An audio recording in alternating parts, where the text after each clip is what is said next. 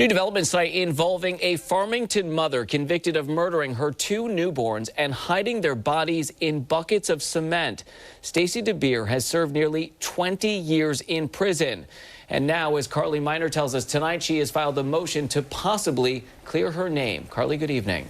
Yeah, Matt, good evening. A statute passed in 2019 allows the court to re-sentence a domestic violence survivor who suffered sexual, psychological, or physical abuse that contributed to his or her conviction if certain criteria are met. They've asked for her to be resentenced to 11 years in prison with 5 years post-release, which would be a total of 16 years, which would make her immediately not only eligible to be released, but with no supervision.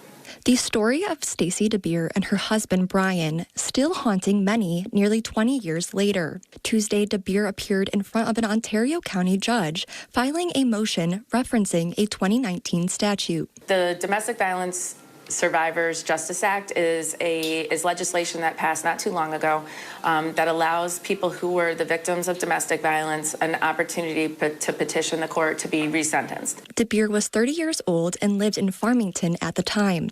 She pleaded guilty to second-degree murder charges and was sentenced to 2 15 years to life sentences that would run consecutively. And this is a really hard case because, in the papers that she filed, she does set forth that she had domestic violence in her house and that it affected her. Defense attorney Vincent Morant isn't related to the DeBeer case, but is familiar with her request.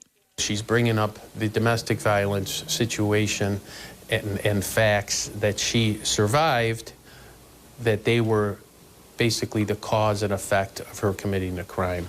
So she was convicted upon a plea. She came in and she admitted that she killed both children.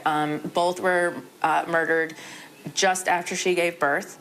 And she also admitted that after she did so, she entombed the babies in cement. The remains of DeBeer's child, born in 1998, were found in a shed at her former home in Canadice.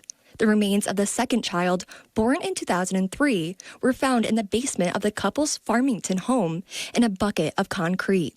DeBeer's husband, Brian, was also charged with hindering prosecution by helping DeBeer dispose one of the newborns. The couple has 2 other children. Wolford also says if the motion is granted by the judge, a hearing could be scheduled for later this fall. Matt?